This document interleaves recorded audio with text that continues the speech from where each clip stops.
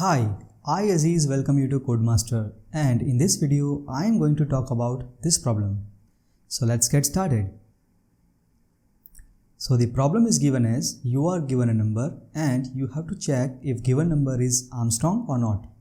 So let's first understand what is meant by Armstrong number. A number is said to be Armstrong number if sum of its digit raised to power of 3 is equal to number itself. Right? So let's understand this with an example. So let's say the number is 153. Then if we cube all of its digit and sum all of the numbers, then we get 153. It means the sum of its digit raised to power of 3 is equal to number itself. So here 153 is equal to 153. So the output of this input is true. In case of 370, when we do cube of 3 plus cube of 7 plus cube of 0, we get 370. It means this number is also Armstrong number. So the output of this input is true. In case of 250, when we do 2 to the power 3 plus 5 to the power 3 plus 0 to the power 3, we are not going to get 250. It means 250 is not a Armstrong number, and the value and the output of this input is false. Okay, so now you have good understanding about what is Armstrong number. So let's pause this video and think about an algorithm to solve this problem.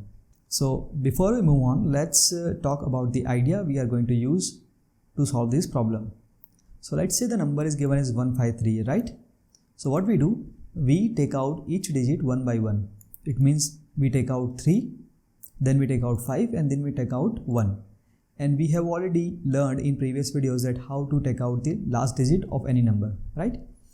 And in second step, what we do, we simply find the cube of this number, right? If it is 3, then we find cube of 3, that is 3 3 is 9, 9 3 is 27, right? And we simply add the value of cube to the sum variable. We repeat this step for all the digits in the number, and then in the last we simply compare the value of sum with the value of number itself. If we get both the numbers are equal, then we say that this number is Armstrong, right? And if we do not get the same numbers as equal to number itself, then we say that this number is not an Armstrong number. Correct? Okay, moving on. So on the left side of the screen, you see that this is the simplest implementation to solve this problem. So what we are doing in this number, we have returned a function Armstrong number, and this function is getting n as input, right? In first line, we are initializing a variable sum with 0. In second line, we are storing the value of n in variable input. So why we are doing this? Because as we have discussed that we are removing the digits of n one by one. So at some point our n becomes 0. So that's why we are storing the value of n in input, because in the last step we need our n so that we can compare the value of n with the sum. So we are simply storing a value of n in input variable so that it remain intact. Okay. And next, what we are doing, we are running a loop while n is greater than 0, right? And when n becomes 0, we simply stops and we return the value of sum is equal to input. Okay. Inside of this while loop, what we are doing n modulo 10. It means we are getting last digit. So here LD means our last digit. And after that, we are simply calculating the cube of this last digit by multiplying LD with 3 times. And we store the value of cube in some variable. Okay. And in the last step of while loop, we are simply removing the last digit, right? And in the last, we are simply comparing if sum is equal to input or not. If it is equal, it returns true. If it is not equal, it returns false. As simple as that. Okay, so let's dry run this code and see how it works. So let's say if n is 153, okay, so the initial value of sum is 0 and the value of input is same as n, that is 153. Okay, so when this program runs, our loop begins.